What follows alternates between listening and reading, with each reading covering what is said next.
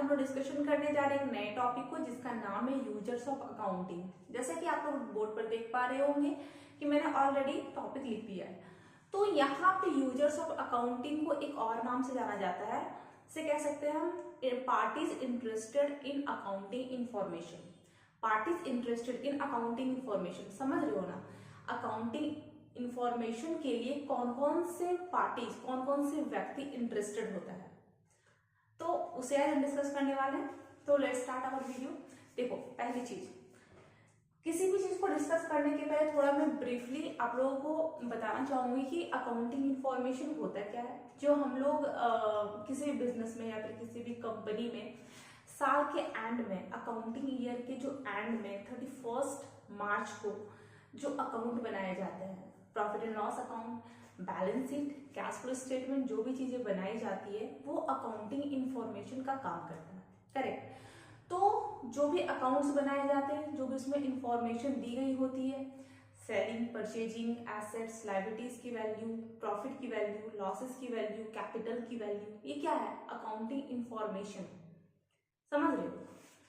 तो in simple word आप कह सकते हो कि अकाउंटिंग को जैसा कि लैंग्वेज ऑफ बिजनेस बोला जाता है,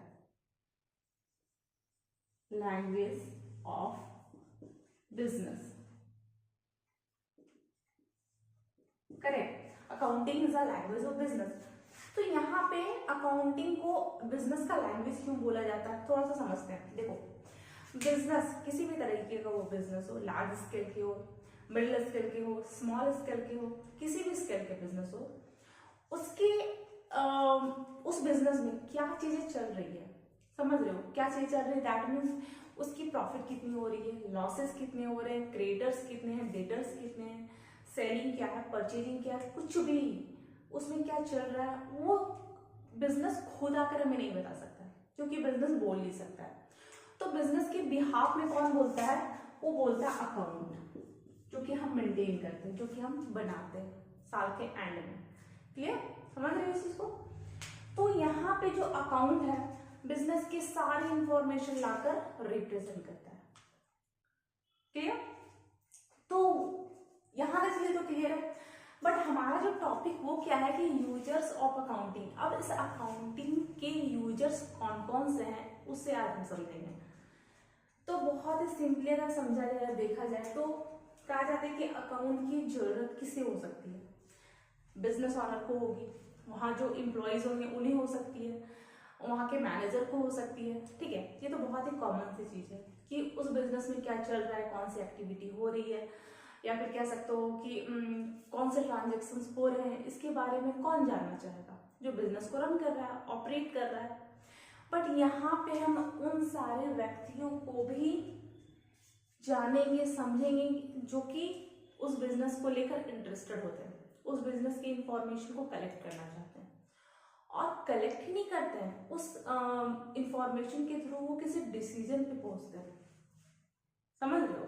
तो यहाँ पे सिंपली ऐसे समझ लो कि हर एक व्यक्ति अपने पर्सनल नीड को सेटिस्फाइड करने के लिए ऐसे इंफॉर्मेशन को यूज करता है।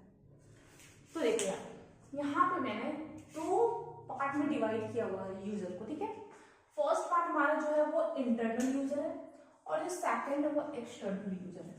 अब थोड़ा सा इन दोनों के बीच हम डिफरेंस मान लेते हैं, फिर हम वन बाय वन सारे यूजर्स को डिटेल में कवर करेंगे। क्लियर? देखो, internal users and external user में डिफरेंस ये है कि इंटरनल यूजर वैसे व्यक्ति होते हैं जो बिजनेस के मैनेजमेंट एंड ऑपरेशन, कौन कौन सी चीजें बोला मैंने?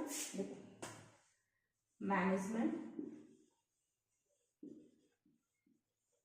एंड ऑपरेशन, इन दो क्रियाओं में डायरेक्टली इन्वॉल्व होते हैं। ऐसे व्यक्ति जो बिजनेस के ऑपरेशन और बिजनेस के मैनेजमेंट में डायरेक्टली इंटरेक्ट कर रहे हैं, खुद को जोड़ रहे हैं, खुद को कनेक्ट कर रहे हैं, वो कहलाएंगे हमारे इंटरनल यूजर। समझ रहे हो? ऑन द अदर हैंड अगर एक्सटर्नल यूजर की बात की जाए तो ऐसे व्यक्ति जो बिजनेस के मैनेजमेंट और ऑपरेशन में डायरेक्टली इन्वॉल्व नहीं होते, बट कहीं ना कहीं वो बिजनेस को कनेक्ट करते हैं। Let's take example. एग्जाम्पल के जरूर शायद आप लोगों को समझ में आएगा चीजें और भी क्लियरली। सपोज करो कोई स्कूल है ना, उस स्कूल को रन करवाने के लिए, अच्छी परफॉर्मेंस के लिए इंटरनली कौन ऑपरेट करता है, प्रिंसिपल हो गए, टीचर्स हो गए, उस स्कूल के जो मैनेजमेंट होती है वो हो गए, है ना। बट जो स्टूडेंट होते हैं वहाँ जो पढ़ाई कर रहे होते हैं, उनके पेरेंट्स कहीं ना कहीं उस स्कूल के परफॉर्मेंस के लिए, अच्छी ग्रोथ के लिए कहीं ना कहीं खुद को कनेक्ट करते हैं। क्यों करते हैं? क्योंकि उसके बच्चे वहां पे पढ़ाई कर रहे हैं, समझ रहे हो। तो यहाँ पे देखो, यहाँ पे प्रिंसिपल, टीचर्स, मैनेजमेंट स्कूल के परफॉर्मेंस के लिए, स्कूल के मैनेजमेंट के लिए, उसके ऑपरेशन के लिए डायरेक्टली खुद को कनेक्ट कर रहे हैं, समझ रहे हो। और ऑन द अदर हैंड अगर गार्जियंस की बात की जाए, पेरेंट्स की बात की जाए, तो वो खुद को इंटरेक्ट तो कर रहे हैं, बट स्कूल के ऑपरेशन में उसे सही तरीके से परफॉर्म करवाने में वो डायरेक्टली इन्वॉल्व नहीं हो रहे हैं। आई होप आप लोगों को चीजें समझ में आ रही हो, है ना। देखो, तो ये दो डिफरेंसेस हैं। देखो, तो इंटरनल यूजर में क्या होता है, इनका काम होता है बिजनेस को ऑपरेट करना और मैनेजमेंट करना। तो इन दो चीजों को करने के लिए, मैनेजमेंट के लिए, ऑपरेशन के लिए बहुत सारे इंफॉर्मेशन चाहिए होते हैं, खूब सारे इंफॉर्मेशन चाहिए होते हैं। तो यहाँ पे जो इंफॉर्मेशन है वो दो तरीके का होता है। देखो, the first one is that, first है आपका पब्लिश्ड रिपोर्ट एंड सेकंड है आपका अनपब्लिश्ड रिपोर्ट। अनपब्लिश्ड रिपोर्ट, दो तरह की रिपोर्ट होते हैं। फर्स्ट होता है पब्लिश्ड एंड सेकंड होता है अनपब्लिश्ड, राइट।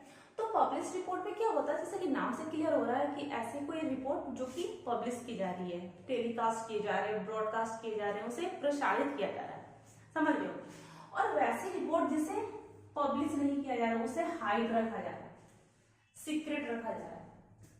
तो पब्लिश रिपोर्ट में आपकी कौन कौन सी चीजें आ जाएंगी, आपको पता है। प्रॉफिट एंड लॉस अकाउंट आ जाएंगे, बैलेंस शीट आ जाएगा, और cash flow statement, cash flow statement, correct, ये सारी चीजें आ जाएंगी। एंड अनपब्लिश्ड रिपोर्ट में वैसे इंफॉर्मेशन होते हैं, वैसे सीक्रेट्स होते हैं जो कि आप रिवील नहीं कर सकते हो, क्योंकि ये अनपब्लिश्ड रिपोर्ट की जरूरत जो बिजनेस को मैनेज कर रहा है, जो बिजनेस को ऑपरेट कर रहा है, वो उसका यूज करता है। तो अनपब्लिश्ड रिपोर्ट में ऐसी कौन सी चीजें हो सकती है जिसे आप पब्लिश नहीं कर सकते हो, ऐसा क्या हो सकता है सीक्रेट, है ना। तो माइंड में आ रहा होगा कि अनपब्लिश्ड रिपोर्ट में ऐसी कौन सी इंफॉर्मेशन होंगी जिसे आप पब्लिश नहीं कर सकते हो। देखो, यहाँ पे कुछ ऐसी चीजें हैं, सपोज करो मैं इसे रिमूव कर देती हूँ। अनपब्लिश्ड रिपोर्ट में हो सकता है कि आपका cost of production, cost of production हो सकता है। This is very very important, क्योंकि कॉस्ट ऑफ प्रोडक्शन जो होता है किसी भी बिजनेस का या फिर किसी भी कंपनी का, उसे आप रिवील नहीं कर सकते हो, वो सीक्रेट होता है, मैनेजमेंट तक ही सीक्रेट होता है, उस बिजनेस के जो इंटरनल यूजर्स होते हैं उनके तक ही लिमिटेड होता है। तो यहाँ पे कॉस्ट ऑफ प्रोडक्शन हो गया, कॉस्ट जो प्रोडक्शन के जो कॉस्ट है वो किस स्पीड से इंक्रीज कर रहे हैं वो जानना हो गया, एक्चुअल प्रॉफिट कितनी हो रही है, उसकी प्रॉफिटेबिलिटी क्या है वो जानना हो गया, फ्यूचर में कितने सेलिंग अगले साल या फिर फ्यूचर में सेलिंग कितने बढ़ने के चांसेस हैं, इसका अंदाजा लगाया जा सकता है। तो ये ऐसी इंफॉर्मेशन है जो कि ऐसे कह सकते हो कि सूचनाएं हैं जिसे आप रिवील नहीं कर सकते हो। अगर आपने कॉस्ट रिवील कर दिया तो फिर क्या उसके सीक्रेट हो जाएंगे, बताओ। कोई भी बिजनेस अपने कॉस्ट को रिवील नहीं कर सकती है ना, वो उनके तक ही सीमित होता है, करेक्ट। तो यहाँ पे ये डिफरेंसेस था पब्लिश्ड एंड अनपब्लिश्ड रिपोर्ट में। चलो, तो फटाफट से हम लोग क्या करते हैं, एक बार इंटरनल एंड एक्सटर्नल को थोड़ा सा समझ लेते हैं क्या होता है। देखो, इंटरनल यूजर जैसे कि आप लोगों को पता है कि बिजनेस को मैनेज करना है, बिजनेस की मैनेजमेंट एंड बिजनेस के ऑपरेशन में इन्वॉल्व होते हैं। तो इसमें कौन कौन से व्यक्ति हो सकते हैं, इससे हमारी मैनेजमेंट हो सकती है, ऑपरेटर होते हैं, बोर्ड ऑफ डायरेक्टर होते हैं, बिजनेस का ऑनर होता है, समझ रहे हो। तो इनका टारगेट क्या है, इनका टारगेट है बिजनेस की ग्रोथ के लिए काम करना, करेक्ट। चीज समझ में आ गई। तो जब वो डायरेक्टली इन्वॉल्व हो तो वो इंटरनल यूजर्स होंगे, और जो डायरेक्टली इन्वॉल्व तो नहीं है बट कहीं ना कहीं तो कनेक्ट कर रहे हैं, that means they are external users. Clear? देखो, तो इंटरनल यूजर्स में मैंने यहाँ पे ऑलरेडी लिख दिया हुआ है कि मैनेजर हो गए, आपके पार्टनर्स हो गए, ऑपरेटर्स हो गए, बोर्ड ऑफ डायरेक्टर्स हो गए। इसे बहुत ज्यादा ब्रीफ करने की जरूरत नहीं है। बट जो हमारा एक्सटर्नल यूजर है, देखो यहाँ पे एक्सटर्नल यूजर, इसे वन बाय वन सारे यूजर्स को हम समझेंगे कि ऐसे व्यक्ति भी एग्जिस्ट करते हैं, ऐसे पर्सन भी हैं जो बिजनेस से खुद को कनेक्ट करते हैं। उसके मैनेजमेंट एंड ऑपरेशन में तो नहीं करते हैं बट खुद को कनेक्ट करते हैं। तो ऐसे कौन कौन से व्यक्ति हो सकते हैं, फटाफट से एक नजर मार लेते हैं हम लोग। देखो, ऑनर, बिजनेस ऑनर, किसी भी कंपनी के जो शेयर होल्डर्स होते हैं वो बिजनेस के ऑनर कहलाते हैं। इसे आप प्रेजेंट इन्वेस्टर भी कह सकते हो। क्या बोल सकते हो? Present investor. क्योंकि आपको पता है कि बड़ी बड़ी जो कंपनीज होती है उन्हें कैपिटल की जरूरत होती है, तो वो अपना कैपिटल कहाँ से कलेक्ट करते हैं? अपने शेयर्स को इशू करते हैं, है ना। और उन शेयर्स को कौन परचेज करता है? हम और आप जैसे आम पब्लिक परचेज करते हैं। तो जैसे जिन भी व्यक्तियों के द्वारा उन शेयर्स को परचेज किया जाता है वो व्यक्ति उस बिजनेस का ऑनर कहलाता है। तो फिर आप बोलोगे कि भाई इस तरीके से तो बहुत सारे ऑनर्स हो जाएंगे, क्योंकि लाखों हजारों में परचेजिंग होती है शेयर्स की, हजार के शेयर्स इशू किए जाते हैं, लाख शेयर्स इशू किए जाते हैं। एक कंपनी अपने 10,000 शेयर्स को भी इशू कर सकती है, 1 लाख शेयर्स को भी इशू कर सकती है, इसमें कोई बड़ी बात नहीं है।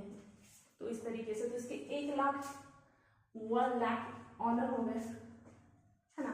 तो यहाँ पे सही आप लोगों ने समझा, यहाँ पे वो सारे ऑनर ही कहलाएंगे, बट उनकी जो ऑनरशिप की जो कह सकते हो आप डिग्री है या फिर ऑनरशिप की जो परसेंटेज है उनके द्वारा खरीदे गए शेयर्स पे डिपेंड करता है कि उन्होंने कितने शेयर्स को परचेज किया है। समझ में आ रही चीज? देखो यहाँ पे तो वो चीज ही यहाँ पे लिखी हुई कि ऑनर प्रेजेंट इन्वेस्टर्स। अब थोड़ा सा समझते हैं कि जो प्रेजेंट इन्वेस्टर्स हैं उन्हें क्या जरूरत पड़ गई भाई कि अकाउंटिंग इंफॉर्मेशन की। उन्हें क्यों इंफॉर्मेशन कलेक्ट करना है बिजनेस के बारे में, फिर कंपनी के बारे में, और वो इंफॉर्मेशन कौन ला कर देगा? देखो, फाइनेंशियल स्टेटमेंट ला कर देता वो इंफॉर्मेशन। तो इसे मैं थोड़ा सा लिख देती हूँ, profit and loss account, balance sheet, cash flow statement, है ना। ये हमारा अकाउंटिंग इंफॉर्मेशन देने वाले अकाउंट्स हैं, ठीक है। तो accounting information that mean business के बारे में सारी जानकारियां ये हमें ला कर देता है, कंपनी के बारे में सारे नॉलेज ला कर देता है हमें, ठीक है। तो यहाँ पे क्या करना है, यहाँ पे थोड़ा सा ये समझना है कि जो इंफॉर्मेशन है इन इंफॉर्मेशन की जरूरत क्यों जरूरत पड़ने लगी ऑनर को? वो तो पैसा ऑलरेडी लगा चुका है। अब देखो यहाँ पे हमने या फिर आपने किसी ने भी किसी कंपनी में पैसे लगा दिए ऑलरेडी, सपोज करो 1000 रुपीज लगाए आपने, तो जो अकाउंटिंग पीरियड होता है हमारा वो 31 मार्च को एंड होता है, 1 अप्रैल टू 31 मार्च। यहाँ पे ये समझ में आ गई आप लोगों को। अब जो अकाउंटिंग पीरियड है, इस अकाउंटिंग पीरियड के एंड में हमें एक फाइनल अकाउंट प्रिपेयर करने होते हैं, जिसमें हम ट्रेडिंग अकाउंट बनाते हैं, प्रॉफिट एंड लॉस अकाउंट बनाते हैं, बैलेंस शीट बनाते हैं, कैश फ्लो स्टेटमेंट बनाते हैं, फंड फ्लो स्टेटमेंट बनाते हैं, है ना। ये सारी चीजें हम बनाते हैं।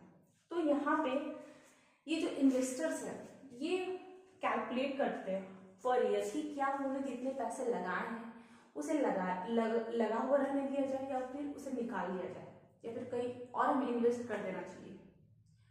तो ये डिसीजंस इनकी इन डिसीजंस को लेने में कौन हेल्प करेगा?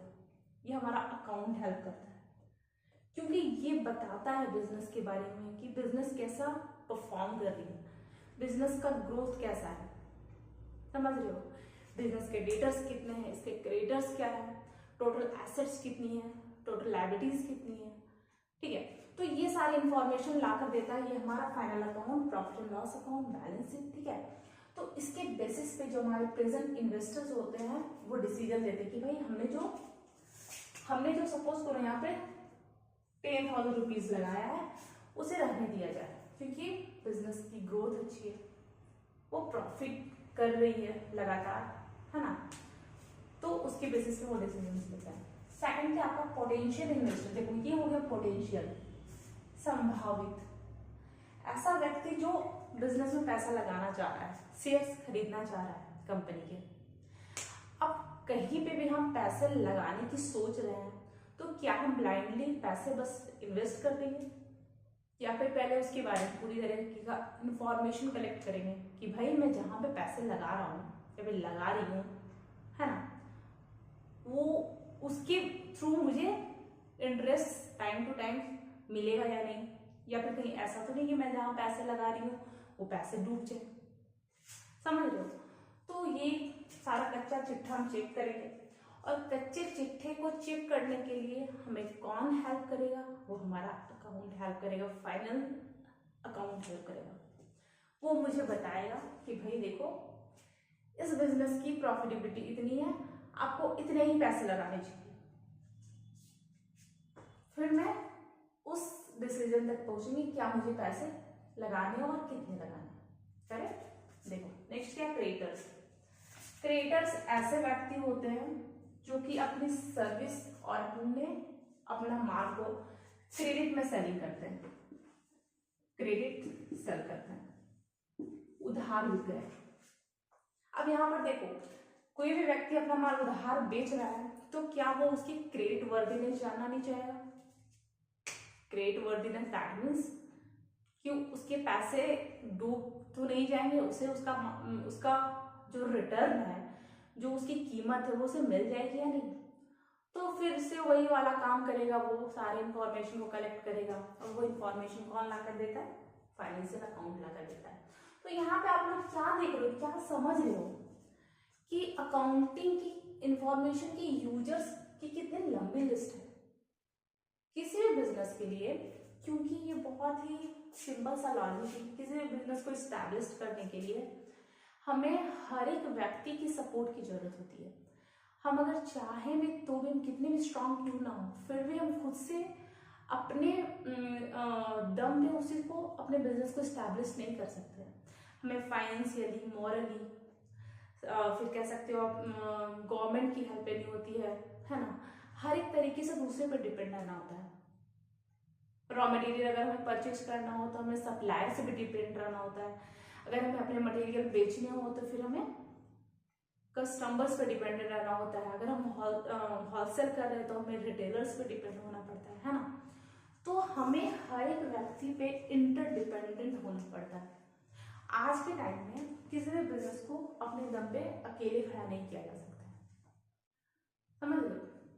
तो ये बहुत ही सिंपल सा चीज है। तो क्रेडिटर्स अगर माल उधार दे रहे हैं तो भाई वो क्रेडिट वर्दीनेस चेक करेंगे कि भाई मुझे जानना है कि आप मेरे से माल उधार ले रहे हो, क्रेडिट में परचेज कर रहे हो, तो क्या आप मुझे टाइम पे पैसा लौटा दोगे ना, है ना। तो वही वाली चीज है। देखो नेक्स्ट क्या है आपका, next lenders. Lenders that means ऋणदाता। यहाँ पे दो नाम है, बैंक एंड फाइनेंशियल इंस्टीट्यूशन। ये दो ऐसी ऑर्गेनाइजेशन है जो कि लोन प्रोवाइड करती है। बिजनेस में कैपिटल की जरूरत होती है ना, तो कैपिटल की जरूरत होती है तो बिजनेस मैन या फिर बिजनेस के ऑनर वो क्या करते हैं, कुछ शेयर्स को बेचते हैं, कुछ लोन लेते हैं। तो यहाँ पे लोन देने के लिए दो ऑर्गेनाइजेशन है, एक है बैंक, दूसरी है फाइनेंशियल इंस्टीट्यूशन। तो जब बिजनेस लोन लेने जाती है किसी से भी, बैंक हो या फाइनेंशियल इंस्टीट्यूशन हो, तो वो भी ब्लाइंडली ट्रस्ट नहीं कर सकती है। वो उसकी रीपेइंग कैपेसिटी चेक करेगी। और रीपेइंग कैपेसिटी कैसे चेक होगा, उसके लायबिलिटीज, उसके एसेट्स को देखेगी, उसकी क्या देखेगी, सेलिंग परचेजिंग को देखेगी, उसकी टर्नओवर को देखेगी, है ना, वो सारी चीजों को वो चेक करेगी। और उसके बेसिस पे वो डिसीजन लेगी कि क्या मुझे उसे लोन प्रोवाइड करना चाहिए या नहीं करना चाहिए। क्लियर। देखो नेक्स्ट क्या आपका, एम्प्लॉइज। अब एम्प्लॉइज की जब बात हो ना तो दो नाम आप याद रखना, फर्स्ट आपका सैलरी एंड दूसरा है बोनस। क्योंकि एम्प्लॉइज बस इन दो चीजों में इंटरेस्ट जैसा कि आप लोगों को पता है महंगाई बढ़ रही है, तो लोगों की भी ये ख्वाहिश होती है, दिल्ली तमन्ना होती है कि उनकी सैलरी में भी इंक्रीमेंट लगता चला जाए पर ईयर। तो यहाँ पे इम्प्लॉइज बिजनेस की प्रॉफिटेबिलिटी या फिर कंपनी की प्रॉफिटेबिलिटी बस इस मकसद से चेक करते हैं कि क्या उसे इस साल सैलरी में इंक्रीमेंट लग रहा है तो कितने परसेंट का लग रहा है। उसे टाइम टू टाइम फेस्टिवल्स में, चाहे वो आपका दुर्गा पूजा हो, न्यू ईयर हो, किसी कोई बड़ी दूसरी फेस्टिवल्स हो, तो उसमें उसे बोनस मिल रहा है या नहीं, है ना। तो ऐसे व्यक्ति भी इंटरेस्टेड होते हैं ना बिजनेस के बारे में जानने। देखो कहीं ना कहीं ये सारे व्यक्ति जो हैं, जो मैंने एक्सटर्नल यूजर्स की बात की अभी, ये बिजनेस के मैनेजमेंट एंड ऑपरेशन में डायरेक्टली तो इन्वॉल्व नहीं है, बट वो चाह रहे हैं कि बिजनेस अच्छा परफॉर्म करे, बिजनेस की ग्रोथ अच्छी हो, चाह रहे हैं ना, क्योंकि कहीं ना कहीं इनडायरेक्टली तो वो लिंक्ड है उसे। तो यहाँ पे इस चीज को समझना बहुत ही जरूरी है। And one more thing, employees ये भी चेक करते हैं कि उन्हें जो प्रोविडेंट फंड में जो पैसे जमा किए जाते हैं ना कंपनी के द्वारा, वो रेगुलर बेसिस पे जमा हो रहे हैं या नहीं हो रहे, है ना। तो ये सारी इंफॉर्मेशन चाहिए होते हैं, और ये इंफॉर्मेशन कौन बताए ला कर देगा, बिजनेस तो बोल नहीं सकता। तो बिजनेस के बिहाफ में कौन बोलता है, अकाउंट बोलता है। अकाउंट कौन कौन सा अकाउंट होता है, प्रॉफिट एंड लॉस अकाउंट होता है, बैलेंस शीट होता है, कैश फ्लो स्टेटमेंट होता है, फंड फ्लो स्टेटमेंट होता है। तो इससे इंफॉर्मेशन वो कलेक्ट करता है। चलो फटाफट से नेक्स्ट टॉपिक देखते हो, गवर्नमेंट। भाई सरकार भी जानना चाहती है बड़ी बड़ी, यहाँ देखो वन मोर थिंग, यहाँ पे जो भी बातें होंगी ना अकाउंट में, जब भी आप किसी बिजनेस या फिर किसी कंपनी की बात सुनोगे, के बारे में सुनोगे या फिर बोलोगे, तो यहाँ पे लार्ज स्केल की बिजनेस की बात होती है, जहाँ पे गवर्नमेंट को टैक्सेस मिलते हैं, टैक्स मिलते हैं, सेल टैक्स, इनकम टैक्स, और हो गया आपके एक्साइज ड्यूटी, एक्साइज ड्यूटी, ठीक है। तो गवर्नमेंट को इनकम कहाँ से होता है, टैक्स के थ्रू ही होता है। जो भी टैक्सेस वो कलेक्ट करती है, जो भी ड्यूटी एक्साइज ड्यूटी कलेक्ट करती है, उस इनकम के बेसिस पे ही हमें वो क्या करती है, हमारे लिए वो चीजें प्रोवाइड करती है। देखो पब्लिक को अगर गवर्नमेंट कुछ दे रही है, कोई बेनिफिट दे रही है ना, किसी भी तरीके का सुविधाएं दे रही है, फैसिलिटीज दे रही है, तो वो पैसे कहाँ से आते हैं, हमारे पैसे से वो हमें डिस्ट्रीब्यूट करती है, समझ रहे हो। तो वो वैसे लोगों से पैसे कलेक्ट करती है जो काफी रिच है, जो कि कैपेबल है गवर्नमेंट को टैक्स देने के लिए, और फिर उन पैसों को वैसे लोगों में डिस्ट्रीब्यूट करती है जो कैपेबल नहीं है, जिन्हें उनकी नीड है, जिन्हें वो फैसिलिटीज चाहिए, जो रोड हो गए, आप केनाल की बात देखते हो, बड़े बड़े ब्रिज की को देखते हो, या फिर जो गरीब कल्याण योजनाएं, ये सारी चीजें चलाई जाती है, तो पैसे कहाँ से आते हैं, टैक्स के थ्रू ही तो आते हैं, है ना। तो गवर्नमेंट भी एक ऐसा यूजर है, एक ऐसे एक्सटर्नल यूजर की कैटेगरी में आता है जो कि इंटरेस्टेड होता है जानने को। अब यहाँ पे बिजनेस की बात की जाए तो 2-4 बिजनेस या फिर कंपनीज के नाम मैं काउंट कर सकती हूँ। टाटा हो गए, रिलायंस हो गए, इन्फोसिस हो गए, ये बड़ी बड़ी कंपनीज हैं। इसके बारे में गवर्नमेंट इंटरेस्टेड होती है जाने को, रेगुलर बेसिस पे चेक करती है। उसके जो भी पब्लिश रिपोर्ट होते हैं, जिसमें से अकाउंटिंग पीरियड के एंड में जो भी रिपोर्ट पब्लिश की जाती है, उस रिपोर्ट के बेसिस पे वो डिसीजंस लेती है, वो अनुमान लगाती है, टैक्स को डिटरमाइन करती है, समझ रहे हो, कि उस साल से कितना टैक्स मिलने वाला है, फिर उसके बेसिस पे वो आगे की प्लानिंग करती है गवर्नमेंट, करेक्ट। चलो रिसर्चर्स, अनुसंधानकर्ता, चूंकि ये अनुसंधानकर्ता की बात की जा रही है, तो इनका बस एक ही मोटो होता है, पता है क्या, वो चाहती है कि उसे true and fair data present किया जाए, क्योंकि इनका काम है रिसर्च करना, बारीकी से चीजों को चेक करना, जांच पड़ताल करना, क्योंकि वो उसके बेसिस पे फिर वो क्या करती है, अच्छे से इंफॉर्मेशन लाकर देती है, बिजनेसमैन को खुद लाकर देती है। रिसर्च करने के बाद कि भाई बिजनेस में यहाँ पे इस तरीके की उन्होंने रिसर्च किया है और उसके बेसिस पे बिजनेस को इस तरीके का स्टेप्स लेना चाहिए। तो जब हम खोज कर रहे हैं, किसी चीज का अनुसंधान कर रहे हैं, डिस्कवरी कर रहे हैं, तो हमारा बस एक मोटो होता है कि जो हमें इंफॉर्मेशन मिल रही है वो ऑथेंटिक हो। तो वो ऑथेंटिक इंफॉर्मेशन कौन ला कर देता है हमें? फाइनेंशियल स्टेटमेंट ला कर देता है। क्लियर?